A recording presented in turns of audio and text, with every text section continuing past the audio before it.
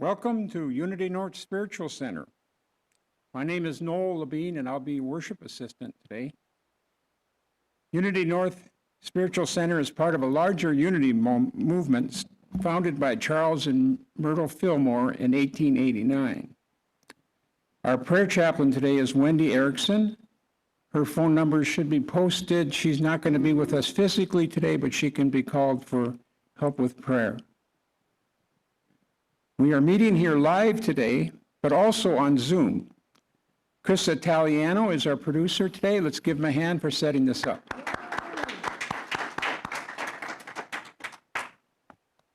Because Reverend Kathy has the day off, Reverend Barbara Winter Martin has agreed to be our guest speaker.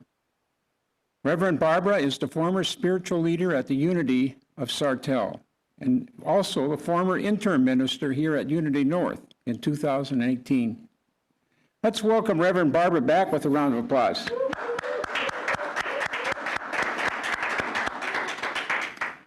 Our musician today is Minnesota singer-songwriter Claire Van der Gourmet.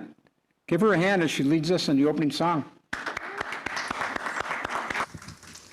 I hope everybody's ready to sing this morning. Morning voices or not, we should have words, baby, up there. Hopefully, it's a good day. That's what we're singing.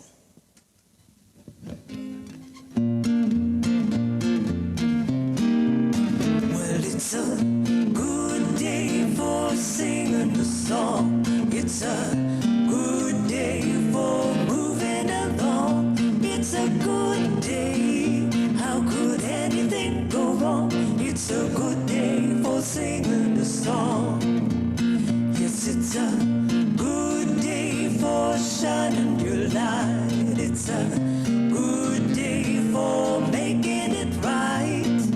Everything to gain, it's all inside. It's a good day for shining your light. I said to the sun, good morning, sun. Rise and shine today. You know you gotta get going if you're gonna make a show, and you got the right of way. And it's a good day for making things right. It's a good day from morning till night. Take a deep breath, step into the light. It's a good day for making it right. It's a good day from morning till night. It's a good day for shining your light. It's a good day.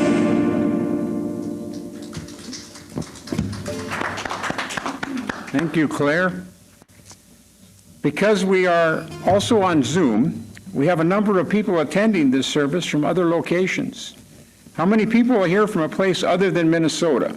Please wave your hand so we can see you on the big screen and welcome you. See any waving hands there? Yeah. Yeah, okay. Let's give them a hand. There will be a social time sharing after the service, so stay connected to Zoom if you want to take part in that sharing time. Now we will take a moment for prayer requests. Rather than say them aloud for all to hear, we invite you to speak a name or request silently or aloud in the privacy of your home.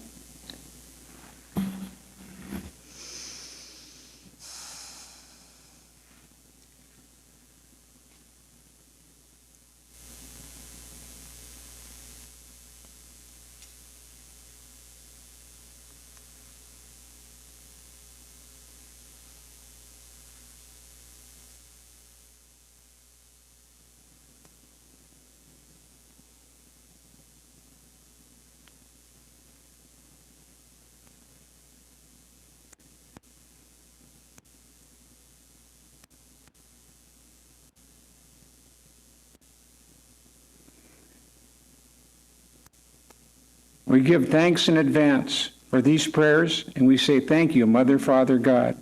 And so it is, amen. Please stay centered for the daily word.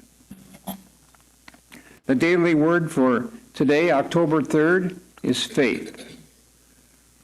With the assurance of faith, I move ahead with confidence. Faith is my guiding light. It keeps me hopeful when I'm tempted to doubt and cheerful when I might otherwise feel gloomy. Faith tells me that even when the sky appears cloudy, the sun is still shining brightly above the clouds. Faith gives me a secure footing in the present as I plan for the future.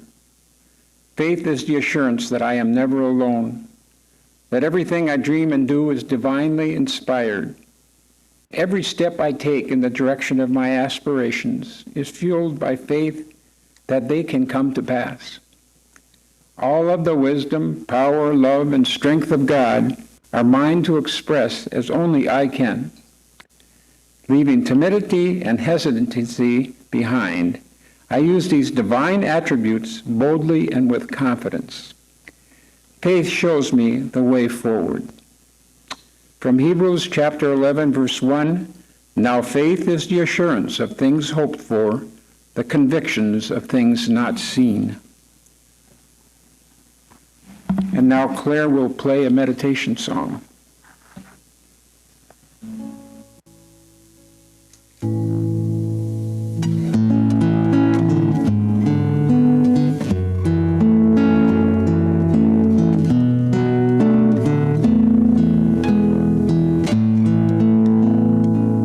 In this moment, in this place,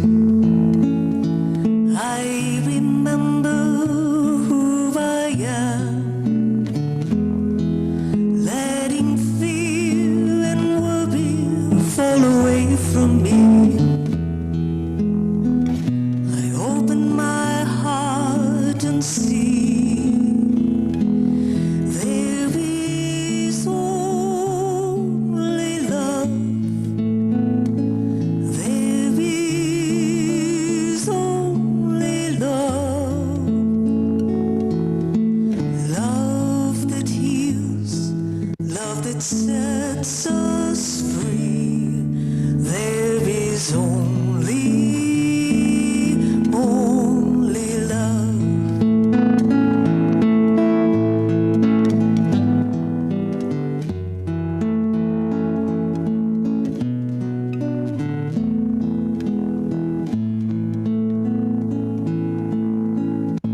Now with every breath,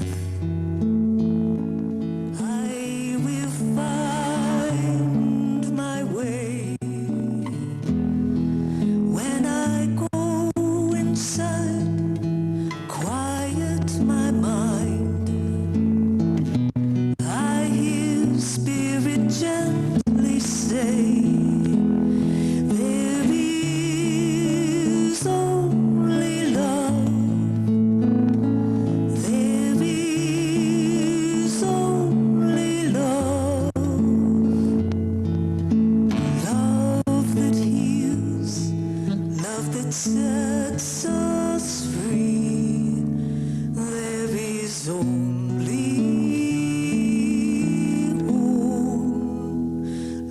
love.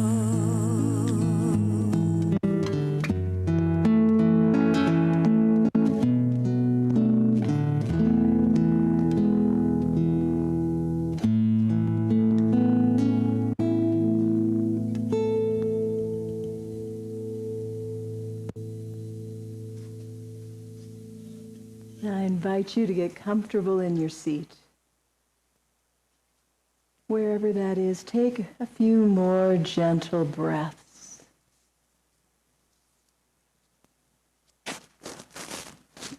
Feel that life energy flowing through you as you continue to just gently breathe. And with each exhale, you can invite yourself to perhaps just relax. On the inhale, I am, and on the exhale, relaxing. And as you continue to relax, we'll take a few moments together to reflect on who we are.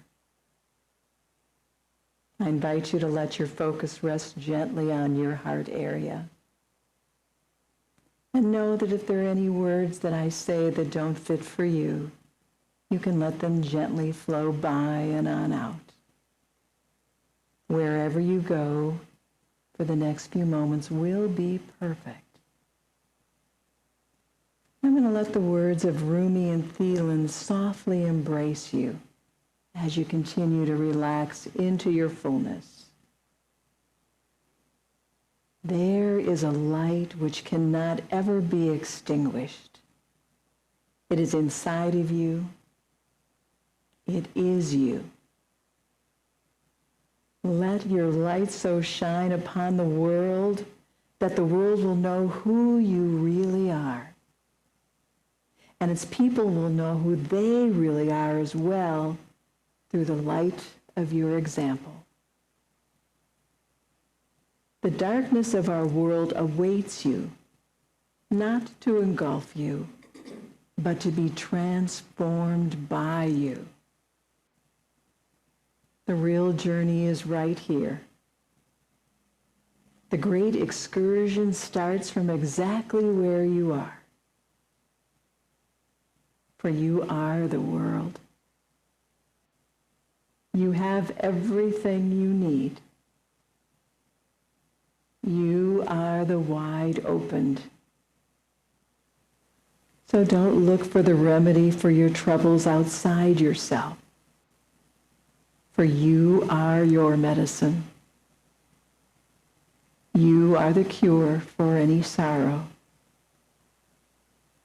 We have been given the gift of each other, of wonderful relationships, some close, some intimate, some friendly, some simple acquaintances. But all our relationships are holy and wonderful opportunities for us to grow. When I meet anyone, I now recognize it as a holy encounter, for I behold the divine in the other and in me as well. I feel love enfolding me and flowing through me. I express my love through compassion and caring. And where I may have expressed judgment in the past, I now replace it with discernment. And I recognize that the other is doing their best in the moment, even if their best is less than ideal. I simply love them. I experience patience, and I trust that we mindfully mend our own hearts one day at a time, and as we do, the collective heart of humanity is also mending. I know that as I truly love one person, that love expands both within me and without. And as I feel love for someone, whether a stranger or someone close, I open myself up to love all people. And as I experience myself opening, I see even more good in everyone. And if you like, I invite you to set an intention to share kindness and compassion and love with those you encounter this coming week.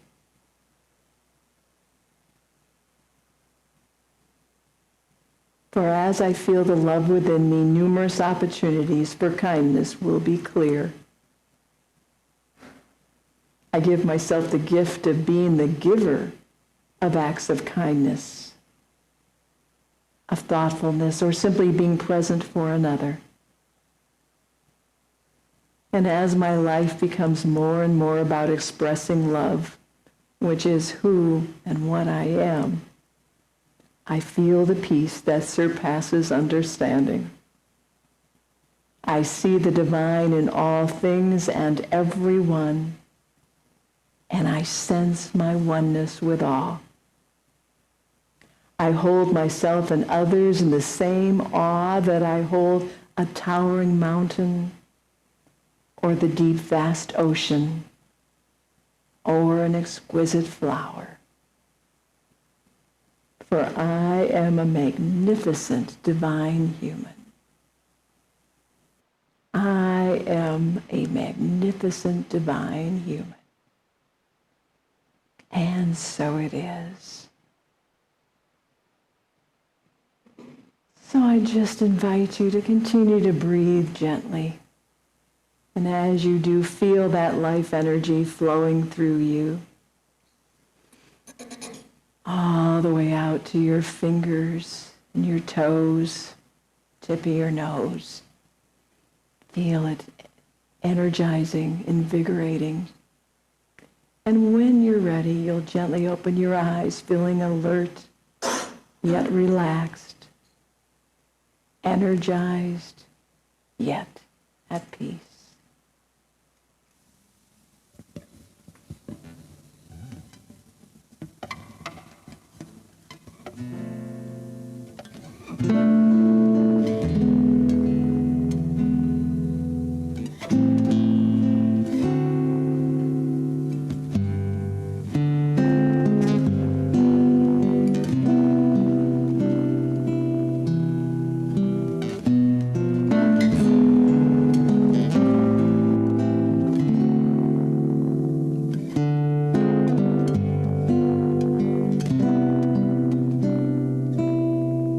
There's a place that I know where the sycamore grow and daffodils have their fun,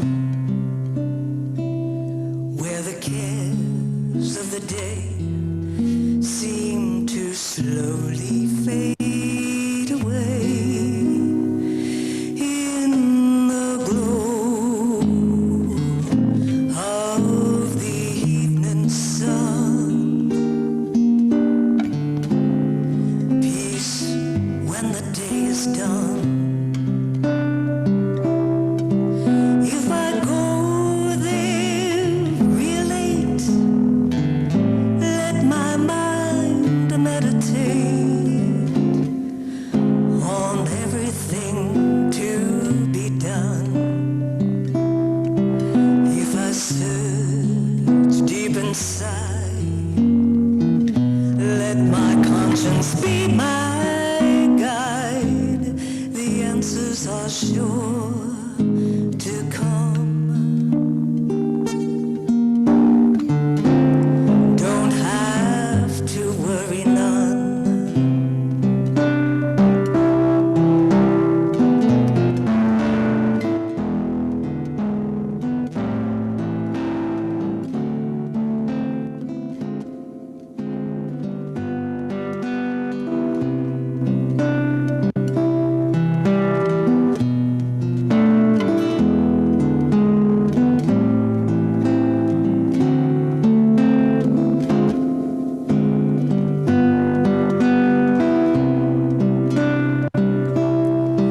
When you find peace of mind, leave your worries behind. Don't say it can't be done. With a new point of view, life's true meanings come to you, and the freedom you seek can be won. Peace is for everyone. Peace is for everyone. Peace is for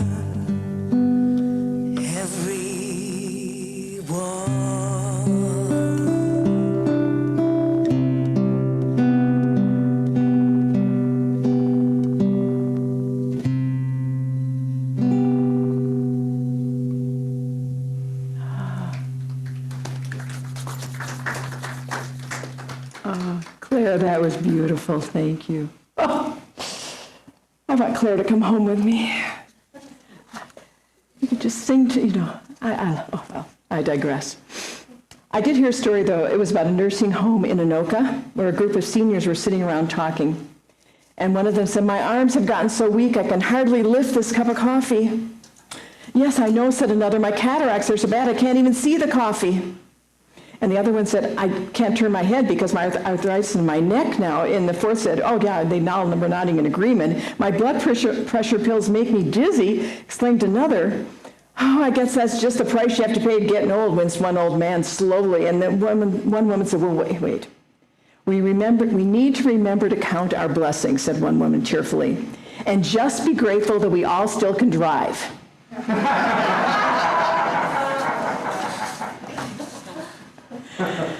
Oh, yeah. Oh, it's so nice to be here. And I was so pleased when Reverend Kathy asked me to come in and fill in. I thought, oh, yes.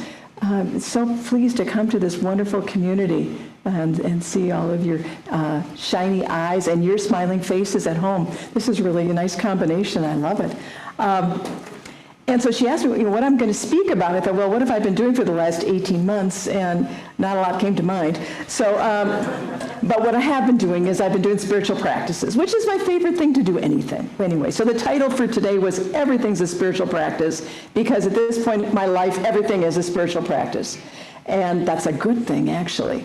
And I should say, when I say, what spiritual practice, my definition would be anything that helps you remember who you are or enhances you being even a greater expression of your divinity. So that kind of leaves it wide open, doesn't it? And I studied spiritual practices way back a few years back in grad school. Anyways, and then, of course, spiritual practices were more formal. It was meditation, and it was Tai Chi, and it was all these other wonderful things, and they were great. A lot of it was probably wasted on me at the time because I wasn't really quite getting it all then, but that's all right. It's cumulative, and over time, I learned more, and then I also relaxed more because I realized that most of my spiritual practices are not terribly formal. They can be like, I think of choosing kindness. Mother Teresa said, that be the living expression of God's kindness. Kindness in your face, kindness in your smile, kindness in your warm greeting. Dalai Lama kind of said the same thing. He said, my religion is very simple. My religion is kindness. So the spiritual practice there is like to choose to do an act of kindness. And seems pretty easy. And what happens, of course, we know is as we do things over time, we get little grooves in your brain. It's a technical term, I'm sure. But it becomes easy then, doesn't it? It's like after, I start out as a practice where I do it at night. I write down, what I've done today that was kind. Okay, that was good. But then after a while, when you start seeing all the opportunities and where all the places it can go, it becomes like a groove. So it's like, okay, I'm going to be kind. I'm going to choose kindness in this moment. And it's there. And then for the last few months, I was kind of like, okay, what are my spiritual practices? And I thought, well, actually, ask the question and you'll find out whether there's some good ones. Good questions usually start with a how or a what, not usually a why, usually. So it's like, how can this experience become a spiritual practice? Or, what can I do in this situation to make it a spiritual practice? And so we've been doing that at home. And my husband, Stephen, is an artist, and he just took up a new medium. He now uses colored pencils, which he thought would be just nifty. So he purchased about 350 of them. You can't have too many if you're an artist. You just can't. I always thought you needed 3 colors, but I guess I'm wrong. But he found out that I'm thinking colored pencil, I'm not an artist. I'm just thinking, you fill it in and you fill it in, it's pretty simple. No, it's layers. And then you have to blend it. And there's all this stuff that goes on. And he was learning this too in his new medium. And he was realizing, he said, I guess I'm doing it as a spiritual practice now. Because as I'm learning patience, I'm learning not to look ahead, because he does portraits. And so he says, he was looking ahead to when the whole head would be done. He goes, now it's like, got an eyeball. Yay. Is being more in the present moment, which is a big part of all spiritual practices, is it not? You almost have to, it's almost required that we move into the present moment because that's where we actually get to choose. Because if I'm not in the present moment, then I'm at the, then I'm kind of like the ping pong ball or, whatever that is, that, is kind of being hit back and forth by whatever's happening outside of me. So the first thing I realized for spiritual practices is all of them require us to be present, which is a good thing. And there's the practice in and of itself. So, already you've got that part done. And then we can elaborate on a little bit more. So asking good questions can work. And when I thought of that, I thought of this story about this man. He was 32 years old. He was bankrupt and jobless, was now living in low-income housing in Chicago. His beloved daughter had recently died of complications from polio and spinal meningitis. Though there was nothing he could have done to prevent her passing, the man felt responsible for his daughter's death. He began to drink heavily and sank into a suicidal depression. And just as he was about to put an end to his life, out of nowhere, a question came into his mind. The question was, what can a single individual contribute to changing the world and benefiting all of humanity? Good question. What can a single individual contribute to changing the world and benefiting all of humanity? It wasn't merely a thought, it was a feeling, an inspiration, and suddenly the man decided that it made more sense to dedicate his life to answering that question for himself than to simply killing himself. He felt a renewed sense of purpose and began his life anew. Now, the man who decided to see what he could do to change the world began by reflecting what he already knew. He was a mechanic by trade with a strong background in engineering and mathematics. He was brilliant but had not been a diligent student in his youth. He had been thrown out of Harvard twice for irresponsible behavior. But now his determination to learn and know and invent had been renewed. So over the course of his renewed life, the man published 30 books. He obtained 25 patents for inventions. He had molecules named after him. He received many honorary doctorates, the Gold Medal Award from the American Institute of Architects, and the Presidential Medal of Freedom. He was an early advocate of recycling resources and transitioning from the use of oil to the use of wind and sun to generate ethical energy. One of his best-known inventions was the Geodesic Dome. His name was Richard Buckminster Fuller. See, the name probably gets familiar, you may not know the story. And he lived, he made his transition in 1983 at the age of 88. And what really drew me to him was the quote that I heard from him, and it was, "You are inseparably connected to the universe and God. Everything you do makes a difference in the whole gravitational field of human experience." My guess is that his living on purpose and having that as his spiritual experience helped him come into a greater understanding of who he was. So he knew that. And so when I, would think about him, I'm thinking, yes, if we do whatever our spiritual practices are, and his was that big question. I don't ask those big questions. I can't think of them, and plus I'm afraid of what the answers might be, so I try to keep them simple for me. It's working. And that is kind of how I approach spiritual practices. I have a lot of them, and I change them out. And because you never know where you're going to be. And sometimes when I need a spiritual practice, it may not be convenient to sit down and do some Tai Chi or stand up and do some Tai Chi. Or, whatever's going on, I want to be ready to grab a spiritual practice that will serve me well. So I try to have a variety. So what I decided to do when I was decided what the talk topic would be, I thought, 18 months is a long time. Why don't you just look at what are the practices you've used in the last 2 weeks? That was a big enough list. So, first it was the practicing the presence. I thought, okay, first I have to get present with what's going on, which means feel what's happening in my body, notice my thoughts. Remember, I'm not my thoughts. I'm just having thoughts, which is really helpful sometimes because I really wouldn't want to be associated with some of the thoughts that can go through sometimes. So it's good to know they aren't me. They're just thoughts. So I pay attention to that.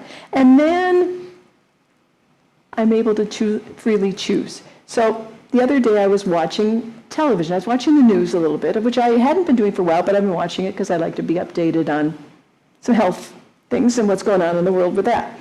But they throw in other news besides that.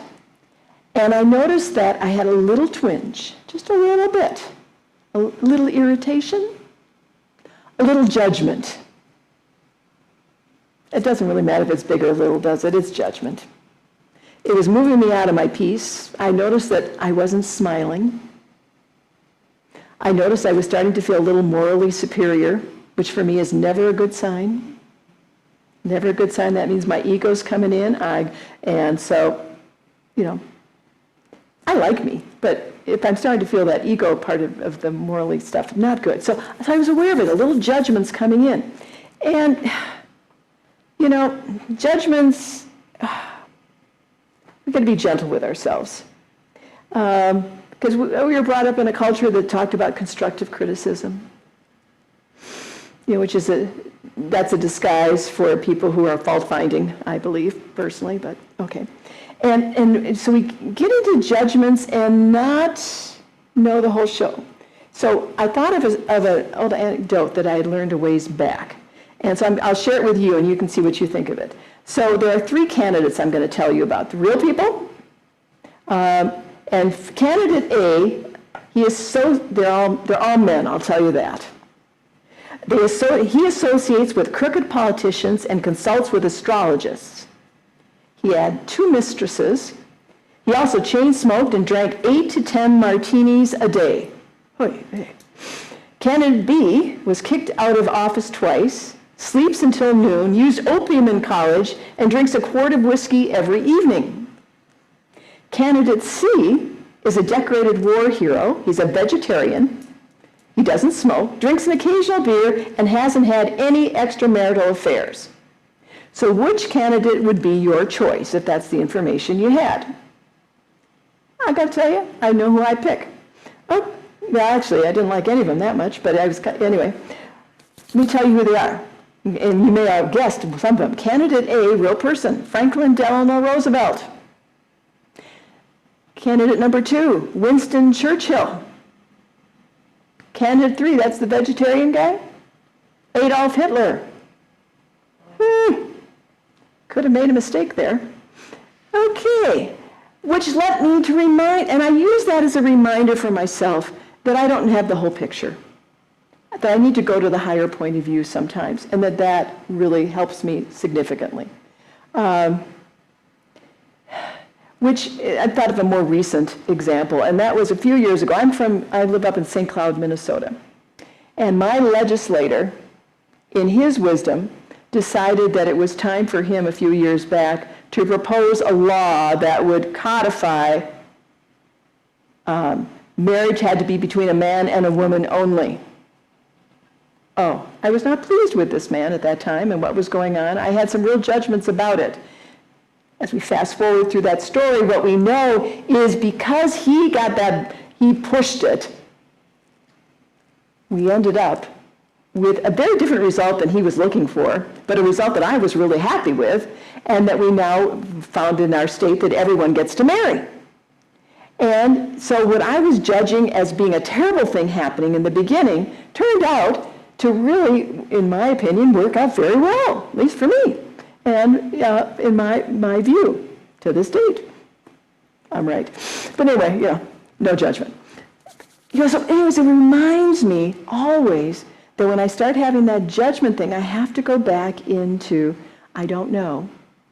But what I want to do then is bring in the spiritual practice, which I go back to the basics, which was Myrtle Fillmore, who was co-founder of Unity, and what she would say is, let me quote her accurately because I kind of never make an assertion, no matter how true it may look on the surface, that you don't want to continue to reproduce in your home.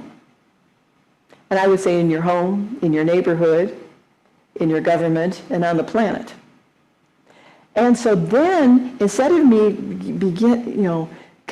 being in judgment, I move into what do I want? And then start making affirmations from that, and then that becomes the spiritual practice for that moment. Because I'm going to go into judgment occasionally, go into some resistance. I don't know if any of you have ever been in any resistance. Where the resistance to what is. I noticed this year, though, Minnesotans, we've done much better because of drought. Fewer people have been resistant to rain this year. Have you noticed that? Much more pleasant when we talk about rain now. We all say, well, yes, it's good, even though it's on Saturday or whatever it might be. We get into it. So we're doing, we're losing some resistance there. But I loved this little anecdote from Ellen Davenport's book, Hell in the Hallway, Light at the Door. I love the book simply because it was called Hell in the Hallway. I thought I had to read that for sure. But in there, she talked about a fighter pilot named Charlie Plum. He was shot down in Vietnam, and he was then in prisoner for 6 years.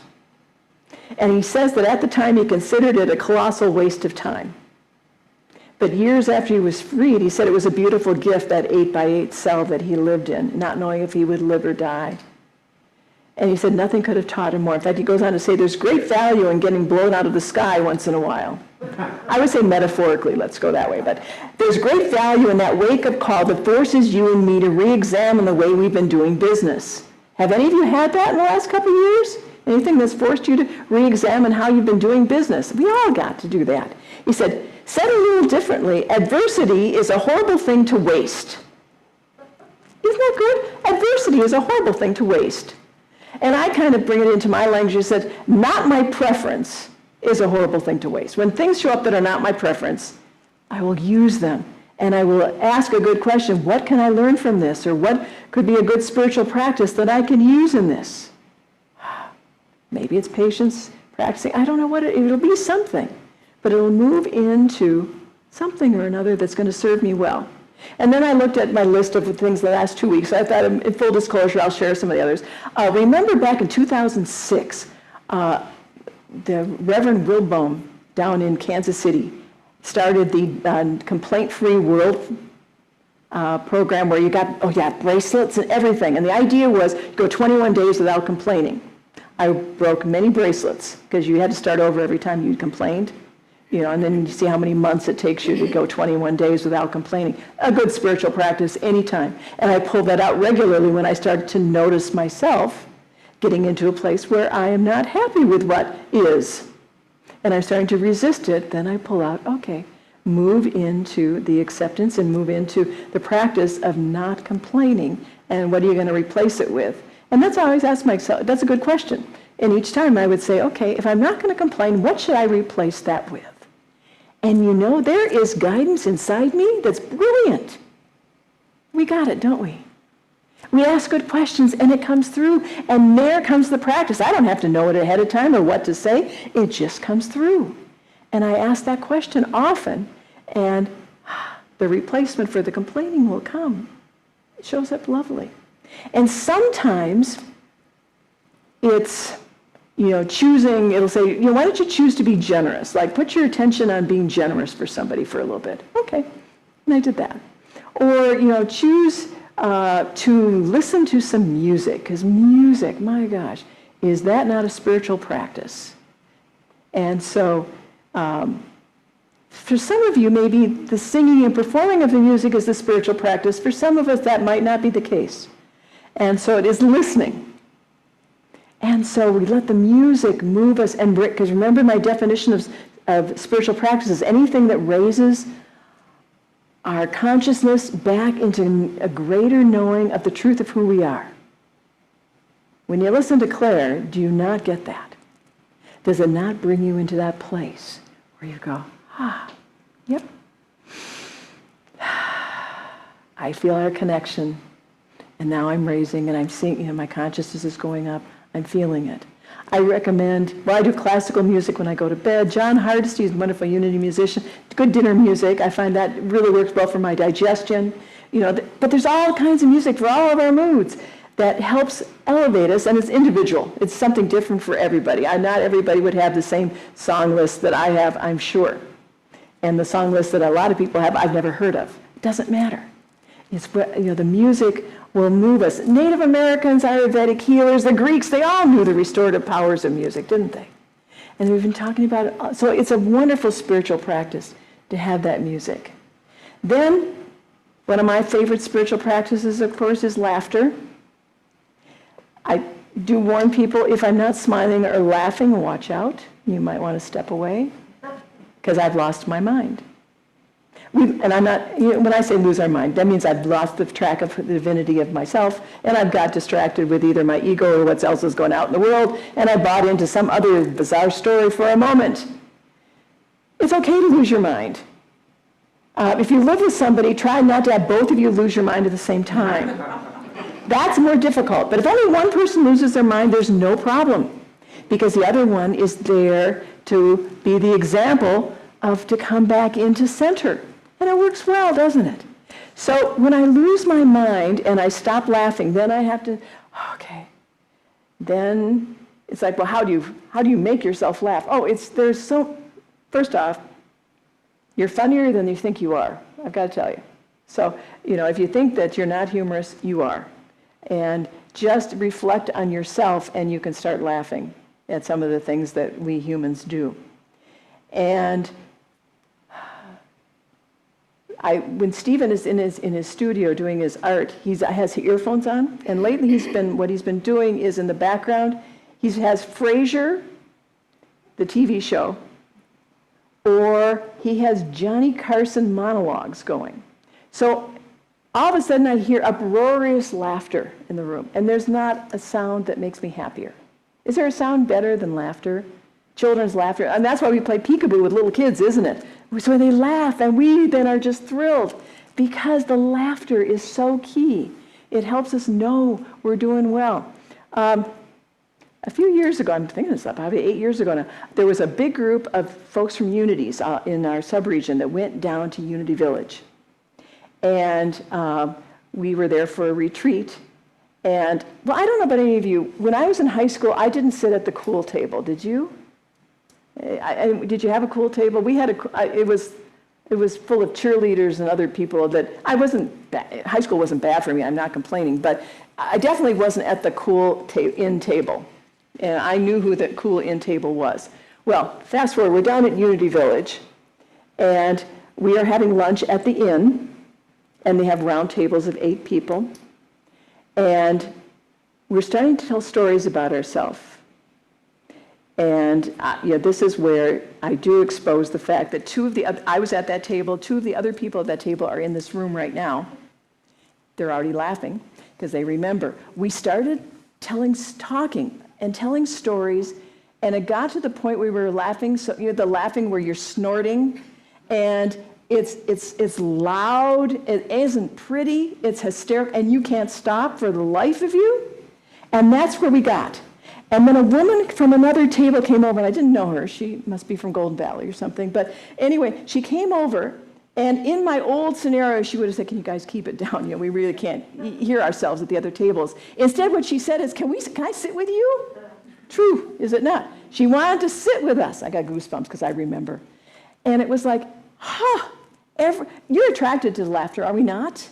We learn better when we're laughing. Everything works better. So laughter is one of my favorite spiritual practices, and I make sure that what I listen to, which wait, don't tell me, I'll give plugs for the things that make me laugh on Saturday morning. That's what I listen to. So I got my earphones in, and I'm laughing out loud, and Stephen comes in and goes, "Oh yeah, you're listening to the radio, aren't you?" And he's happy that I'm laughing. Laughing is good. If you're at a party or a gathering and you notice you've got a group in intense conversation over there, and you got people laughing over here, where do you go? You tend to gravitate towards the ones that are in the joy, isn't it? Because they're choosing, and that's a choice, isn't it? I could go over to the serious folks. Those are the complaining ones, and I do know how to do that. And I can be very judgmental if called upon, and you really want to hear my opinion. But I'm going to go over here, and I'm going to choose the joy. I'm going to choose the laughter, because that keeps me centered and keeps me in touch with the truth of who I am. So anyways, obviously I had a whole list of the different spiritual practices that I was doing in 2 weeks. I have one that I pull out all the time. It's a little slip of paper, and it says, "Something amazingly awesome happens to me today." I've had it for like 10 years at least. And it's in the top drawer of my dresser right next to the bed. And every morning I wake up, and that's the first thing that I read. And that's a spiritual practice. Something amazingly awesome happens to me today. And then I just go, and then the rest of the day is just to notice. And it isn't one thing, it's usually more than one. But we know what we're looking for, we'll find. And so that is one of those spiritual practices that I've just kind of keep there all the time. And in the last 18 months, since I had a little time in my hands, what I did too is just be in awe of the world and how amazing it is. And I had a couple creaks and things that going on at times in my body. I don't name them. I call them all lumbago because I don't know what that is and I don't want to know. And that way I don't ever get a picture of it in my mind. But if something is not moving like it's fully lubricated or, whatever, what happens is then I go into that practice of being in awe of my body. I love this. Dr. Stan Malmstrom, he wrote, "Own Your Own Body." And he said, if the functions of your body were reproduced, just your liver, for example, you would need the space of a square block 5 stories high just to do what our liver does for us. Are we not amazing? Are these not amazing vehicles that we have? And when one is a little kitty wump, something's a little kitty wumpus in it, then I reflect and we send love to it. That's the spiritual practice, isn't it? We see it working perfectly. It knows how to take care of itself. It knows how to self-heal. I just reinforce that and I work as a cheerleader. So I talk to my adorable arm and I talk to my beautiful brain and my lovely liver and my happy heart and my excited eyes and my precious pancreas and anything else you got going here for you. And I talk to it and I send it love. These are, spiritual practices. One thing I've caught on is if they're not fun, really, then I might want to look at them again, because I've come to see that all the things I do for spiritual practice, they bring me joy. They really are fun. So if your practices are walking in nature, or any of the things I've talked about, or a myriad of other things, they're available to us in every moment. We just get present by taking our breath, don't we? In Unity, we're good at that. We breathe regularly. And when we breathe and brings us into now, then we freely choose, and we can choose the joy, the laughter.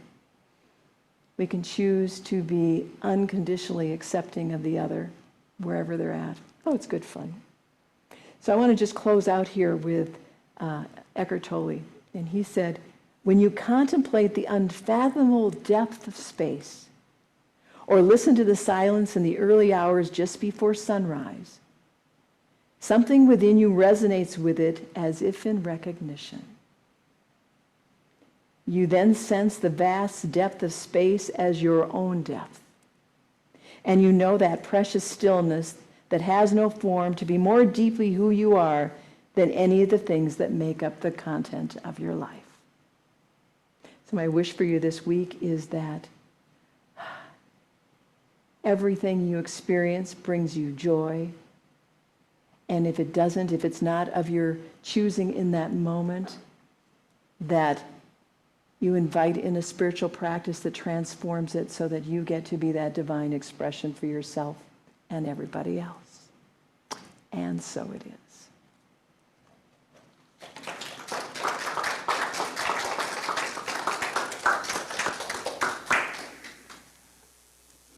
This is a song that Nina Simone performed and recorded, and I like so much because it's about connecting with everything in the world about you and with nature. It's called Feeling Good.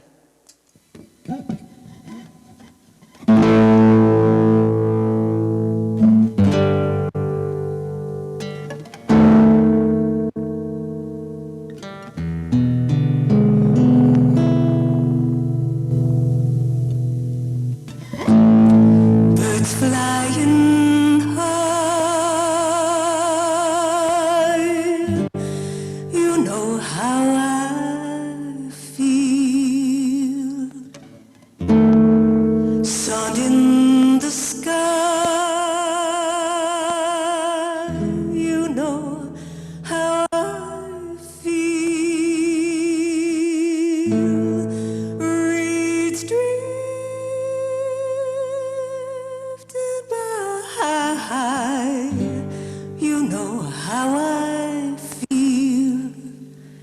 It's a new dawn and a new day and a new life for me. And I'm feeling good.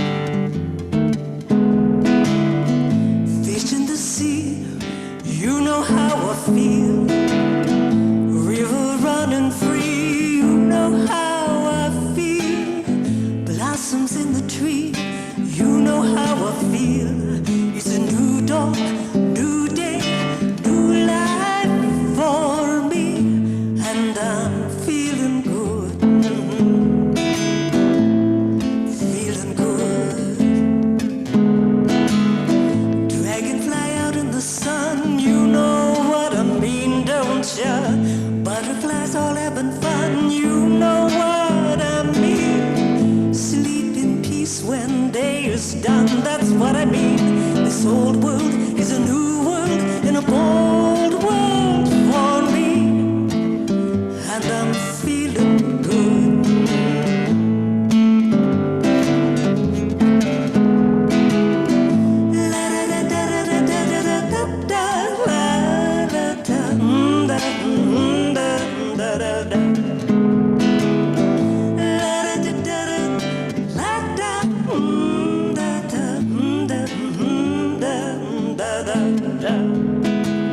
Stars, when you shine, you know what I feel. Scent of the pine, you know how I feel. Oh, freedom is mine, that's how I feel. It's a new dawn, new day, new life for me. New dawn, new day, new life for me. New dawn, new day, new life for me.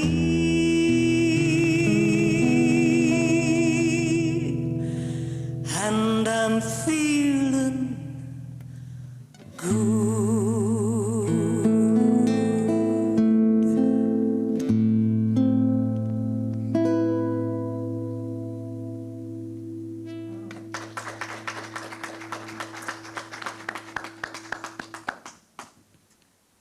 Thank you, Claire, for that absolutely awesome music. This is the time in our service when we bless our offerings. If you are attending via Zoom, we invite you to go to our website, unitynorthmn.org, and find the donation button on the home page and give your offering there. Or if you prefer to mail a check, you can send it to our address, also found on the website. For those of you present, please drop your donation in the box by the central entry doors. Let us speak our offering blessing. Please join me. Divine love flowing through me blesses and multiplies all that I am, all that I have, all that I give, and all that I receive. And I am grateful. And now Claire will play some more good music.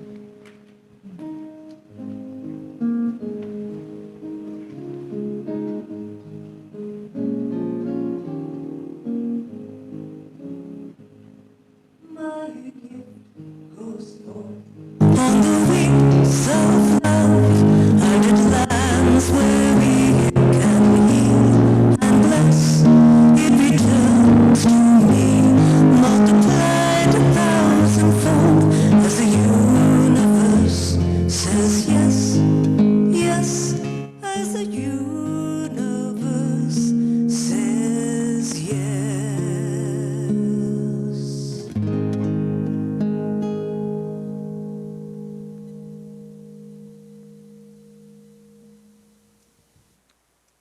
Okay, announcement time. Welcome back to live services. 8:45 a.m. on Sunday is an in-person service, small and casual.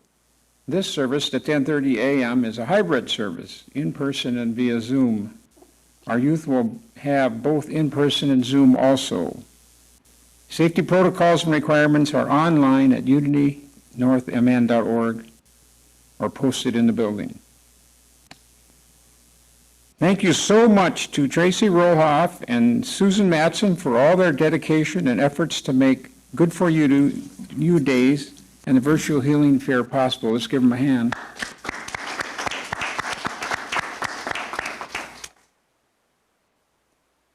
Coming up, The Magical Power of Myth with Reverend Kathy McCall will be part of a 5-week Sunday lesson series, which will begin on Sunday, October 10th. That's next Sunday. Everything is a story, and tuning into the sacred power in story can open new vistas. 4 stages of mystical awakening with Reverend Kathy McCall on Wednesday, October 13th through Wednesday, November 3rd at 6:30 p.m. Central Standard Time. This series was based on her book, The Unorthodox Life, Walking Your Own Path to the Divine. Reverend Kathy McCall will lead this exciting class with discussion, exercises, and practices. She will share some of her personal spiritual experiences in order to assist you in discovering where you are on your path. Intuitive Guidance Gallery with Michelle Case on Tuesday, October 5th at 6:30 p.m. This will be the first Tuesday of each month. Join Michelle for an evening of discovery, awareness, and confirmation. Michelle will help you find clarity, purpose, and direction to live, feel, and think your truth each and every day. The evening starts out with a channeled group message, and then questions will be taken from the group. Contact Michelle at michelle@discoverease.com or call her at 612-214-5785 to register. Also coming up, Flower Essence Consultations with Wendy Barron on Wednesday, October 6th by appointment from 5 to 6 p.m. Flower essences are a form of therapy where the vibrational essences of flowers are used to balance energy blockages within the body. During the consult, we will discuss what you would like help with, and you will go home with a remedy dosage body and instructions for use. Contact Wendy Barron at 763-780-3216.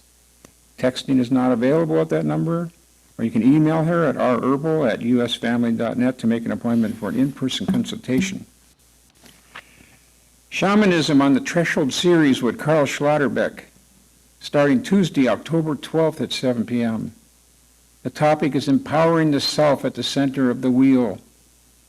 To empower our connection to the deep self at the center of our being. You may register for an entire series or individual classes in each series. All seminars are held online on Tuesdays at 7 p.m. and last from 90 minutes to 2 hours. Registration at least 1 week prior to sessions is important so that preparatory material can be sent. Register with Anne at ann.mongeau@unitynorthmn.org. You can register for the entire series or for any combination of individual topics. Also, monthly gatherings with Stacy Krepp, starting Friday, September 8th at 7 p.m. via Zoom. Our prayer chaplain today is Wendy Erickson, who was not able to make it here today. Her number is 763-489-8286. Now we will have our prayer for protection.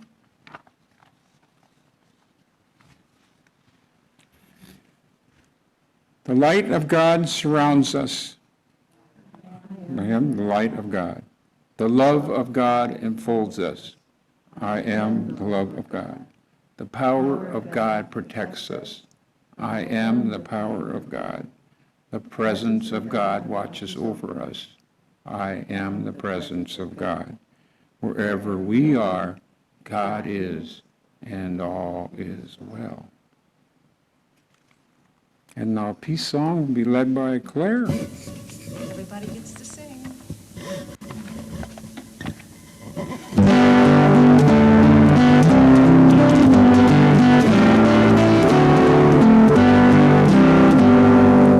Let there be peace on earth. Let it begin with me. Let there be peace on earth. Peace that was meant to be. With God as our creator. Family all are we.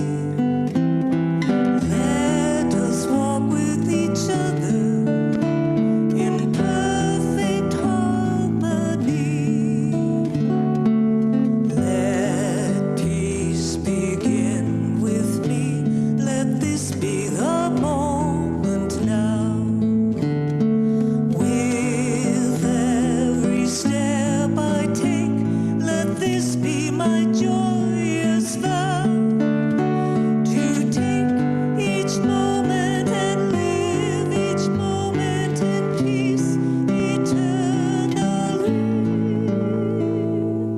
Let there be peace on earth.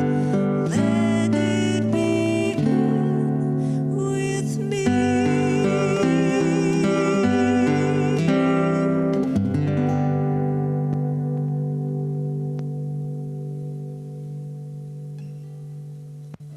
Good, all right. So please stay connected for a Zoom sharing time, and please stay here, those of you who are here, if you want to be part of this.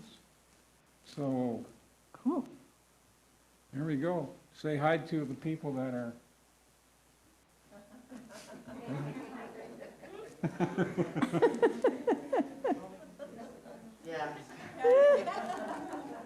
So I think you guys can say hi back.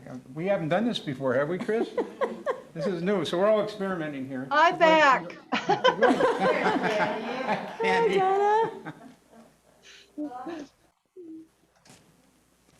Oh, that's a good-looking group. Thank you so much, Chris, if you can hear me. Yeah. Hi, Julie. That's all.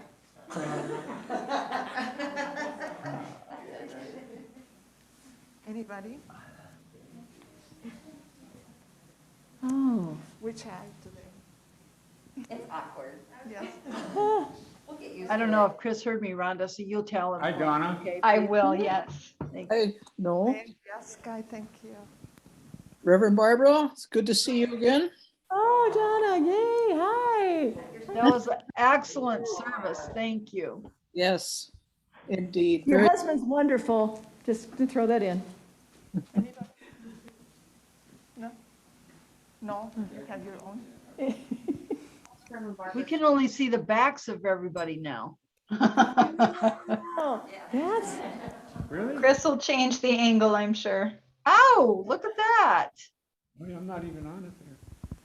how does that work? Oh, there you go. Oh, I see. Very Oh, cool. this is good. Wow. Reverend Barbara, Mm-hmm. Mary would like to know if you got to the state fair. Next year. Aha. Next year, I'm going to State Fair 3 times just to make up. Yep.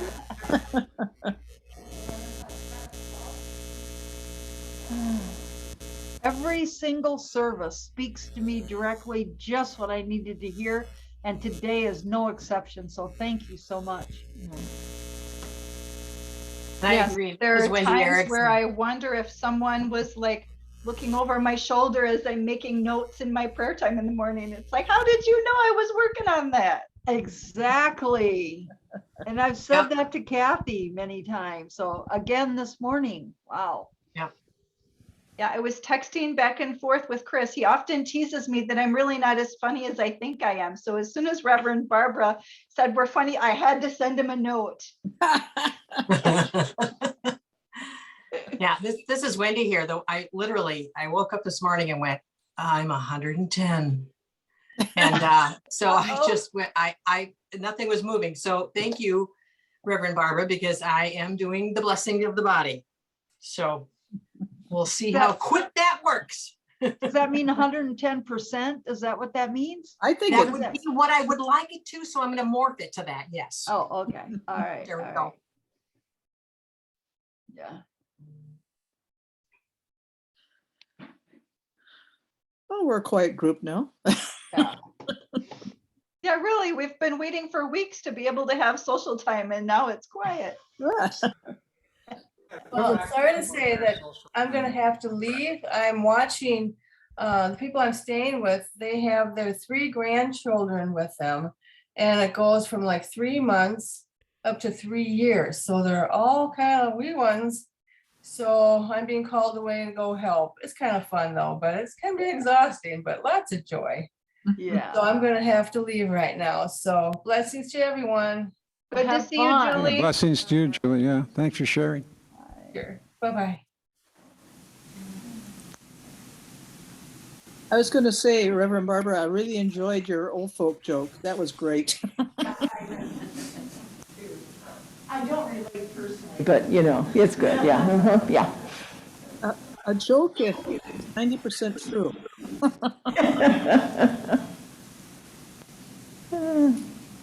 All right, well, I need to go tend to my child, everybody, so it's good to see you. Hope she's feeling better. Me too, thank you. And it's time for me to eat. You know, I'm on that cycle every 2 hours. So That's a good cycle to be on. well, Yeah, yeah. have a good day. Thank you. See y'all next week. All right. Okay, bye. Reverend Barbara, you should post some of Steve's artwork. Yeah. I like to see 150 colors. Oh, yeah. So what was he doing just before he was wanting to go to color temple? Well, he's a sketch, he likes just graphite. And so then he went into color, and he's done watercolor and stuff like that too, which I personally like when he does watercolor, Yes. but then it's not my practice, so there we go. Yeah, right. Both Jerry, my husband, and I were art grads. Oh, okay. I was a drawing major. I was a graphite Oh. myself. So Yeah. I can relate. But now it's like pastel, and then I found these brush markers, which they're like brushes. Oh, sorry. Yeah, they're like brushes, but they're like a felt tip pen. Yeah. And so you can get the narrow line and the wider line. It's a lot of fun. Yeah. So it's cool. Well, I'm going to say goodbye. I know everybody heard this excuse before, but this is really true. My laptop is crying for more power, so I have to go plug it in. So I love you all. It's good. Love you, Donna. Bye-bye. Bye-bye, Donna.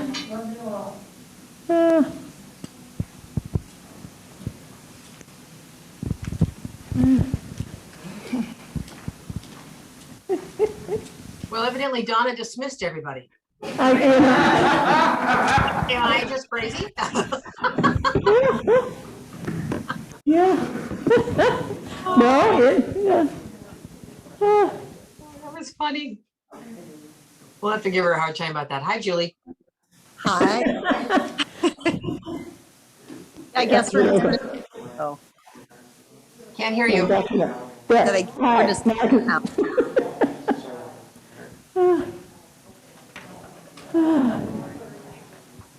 New match again.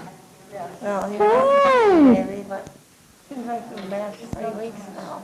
Oh, okay. That was a good talk.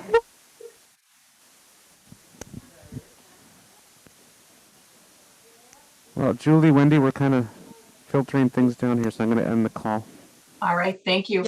Bye. All right. See y'all. Chris? Later. Yeah.